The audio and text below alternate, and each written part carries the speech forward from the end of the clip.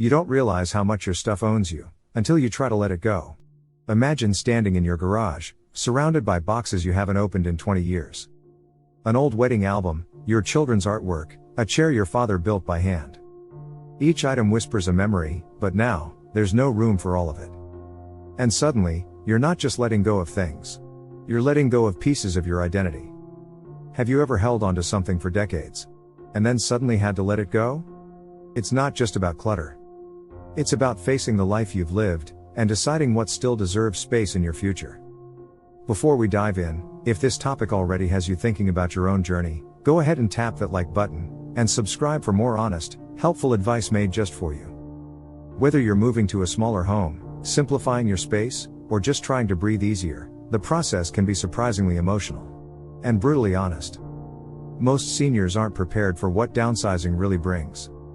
In fact, truth number 3 is the one that catches almost everyone off guard, and it could save you from a decision you'll regret. So if you're over 60 and wondering how to let go without losing yourself in the process, stay with me. Because what you're about to hear isn't just practical, it's personal. Truth number 1, the memory trap. Not everything you keep is keeping you happy. When Walter, a 68-year-old retired firefighter from Ohio, decided to move closer to his grandkids in Florida, he expected a fresh start. What he didn't expect was the emotional weight that came with every drawer he opened, every photo he found, and every keepsake from a life he'd built with his late wife, Elaine. He stood in their old bedroom for hours, holding her favorite scarf. He hadn't seen it in years, but the moment he touched it, memories came flooding back. Their camping trips. Her laugh. The last holiday they spent together. Suddenly, it wasn't just fabric, it was a connection. And how do you throw away a connection? But here's the hard truth. When everything becomes precious, nothing stands out as special anymore. The past begins to crowd out the present. And Walter realized, if he didn't start letting go, he'd be bringing more pain than joy into his new chapter. That's the trap so many of us fall into. We mistake objects for people. For moments. For feelings we're afraid to lose. But keeping something out of guilt or fear doesn't honor the memory, it burdens it. So Walter took a new approach. He grabbed a sturdy, beautiful box and called it his memory box. Just one. That was the rule. It had to hold only the most meaningful pieces, those that brought him peace, not pain. Elaine's scarf made it in. So did a photo of their wedding day, and the handwritten note she left in his lunchbox on his final day at the firehouse. Everything else? He took pictures of it. He created a digital photo album labeled Our Life Together and shared it with his children. That way, the memories weren't lost, they were just lighter to carry. If you're feeling overwhelmed by the weight of memories tucked in every corner of your home, try this. Start small. One box. One shelf. One drawer. Ask yourself, does this bring me peace, or just pain I've been avoiding? And remember, you're not letting go of the person or the past. You're making space for what still matters now. Have you ever struggled to let go of something that had memories attached? Share your story in the comments, I read every one, and you might just help someone else going through the same thing. Truth number 2, decluttering isn't just physical. You're not just clearing shelves, you're clearing emotional weight. When Walter started downsizing, he thought the hardest part would be lifting the boxes. But it wasn't his back that got tired, it was his heart. The real weight wasn't the furniture or the clothes. It was the decisions. Standing in front of his overflowing closet, Walter didn't just see shirts and jackets. He saw the suit he wore to his daughter's wedding. The flannel Elaine gave him on their last anniversary. A jacket from a fishing trip with his brother, now long gone. Every item came with a memory, a moment, a reason to pause. And this is where so many of us get stuck, not because we don't want a simpler life, but because we fear what letting go might erase. Every decision feels loaded. What if I need this again?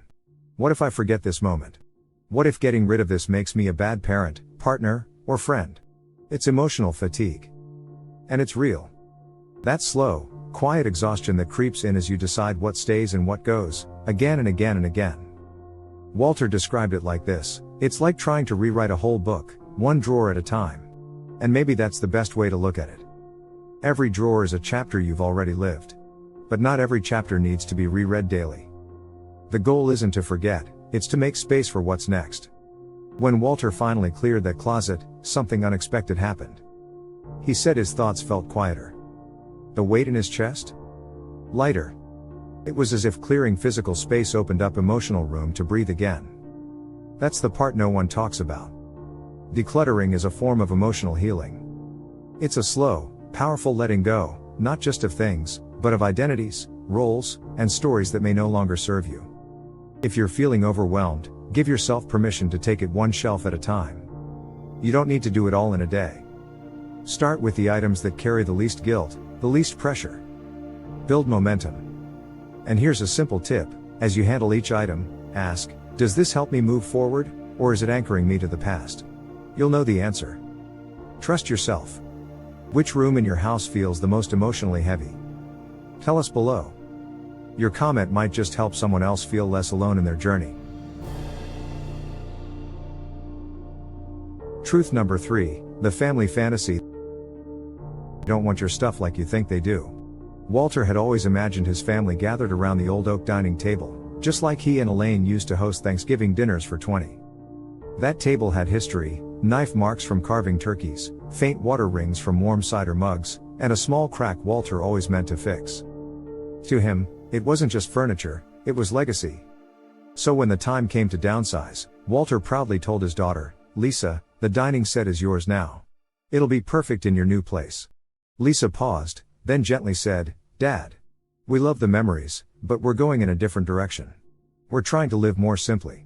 We just don't have the space, or the style, for this. Walter was stunned. Hurt, even. How could they not want something that meant so much to him? But here's the brutal truth most seniors never hear: your family probably doesn't want your stuff, not because they don't love you, but because your stuff doesn't fit the life they're building. Today's younger generations are living with less. Minimalist. Digital. Mobile. They value experiences over heirlooms, and tiny apartments over storage units. China cabinets? Antique dressers? Rarely on their wish list. It's not rejection, it's reality. Walter had to learn that holding on to things just in case someone wants them was only creating clutter and emotional tension.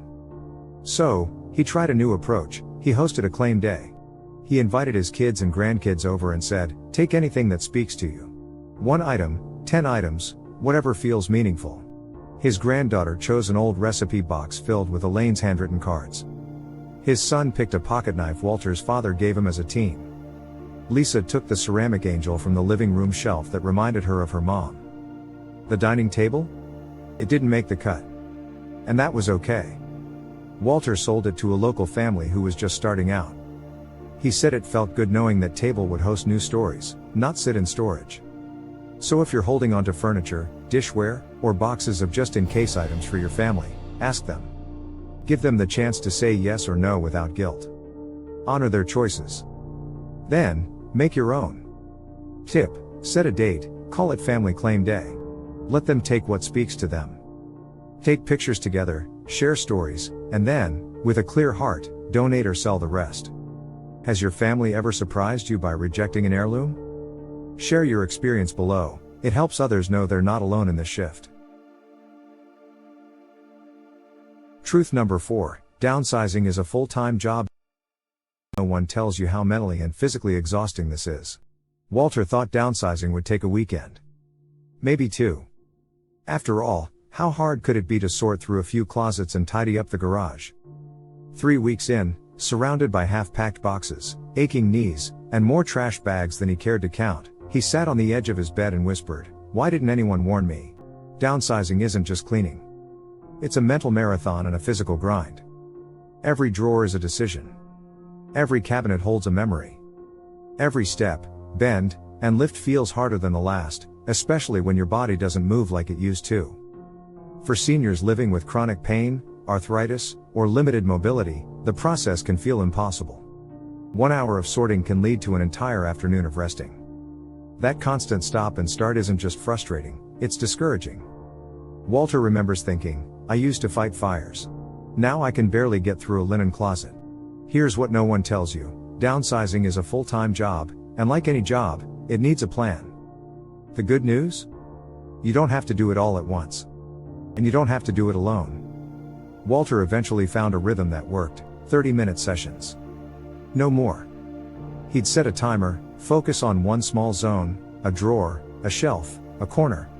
Checklists. Not fancy ones. Just a sticky note on the fridge with 3 daily goals. Small wins that added up. Help. He hired a senior move manager, someone trained to guide older adults through downsizing safely and with dignity. They helped him prioritize, pace himself, and most importantly, stay motivated. If you're facing this yourself, remember, it's okay to ask for help. It's smart to rest. And it's brave to start, even if you start small. Here's a tip that helped Walter stay sane: use a sort and stage system. Create 3 zones: keep, let go, and unsure. Don't agonize, just sort. Revisit the unsure pile later, when you're less emotionally drained. And celebrate progress. Finished the kitchen drawer? That's a win. Took 1 load to donation? That's another. Momentum builds confidence. Downsizing isn't just about making space, it's about protecting your health and peace of mind. How long did your last decluttering project take? Was it harder than you expected? Share your experience in the comments. Your story might be the encouragement someone else needs today.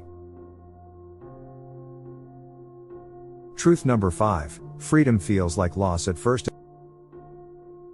At first it feels like losing. Until it feels like living again. When Walter finally closed the door to his longtime home, keys trembling in his hand, the silence hit him like a wave.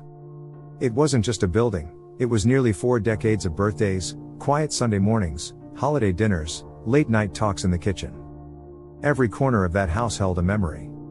And now, he was walking away from all of it. Even though the decision was his, he'd planned it, sorted through every drawer, made peace with what he was leaving behind. It didn't feel like freedom. It felt like grief. That's the part no one tells you. Downsizing isn't just a practical move. It's an emotional one. Walter had thought the hardest part would be the physical stuff: lifting boxes, renting the truck, signing the papers. But in truth, the real weight was invisible. His new place? A clean, modern 1-bedroom apartment near his daughter's house. Just 15 minutes from his grandkids. It had big windows, a cozy kitchen, and no stairs to climb. Everything was within reach. It should have felt like a relief, but the first night, he sat on the edge of his bed, surrounded by half-unpacked boxes, and cried. He missed the familiar creak of the hallway floor. The worn armchair that didn't make the cut. The smell of Elaine's old recipe books, now donated. He felt like a stranger in his own life. But slowly, quietly, something shifted. No more to-do list of house repairs. No overgrown lawn or leaking gutters. No aching back from hauling laundry down to the basement. He started waking up without that heavy pit of anxiety. Instead of managing a home, he began living a life.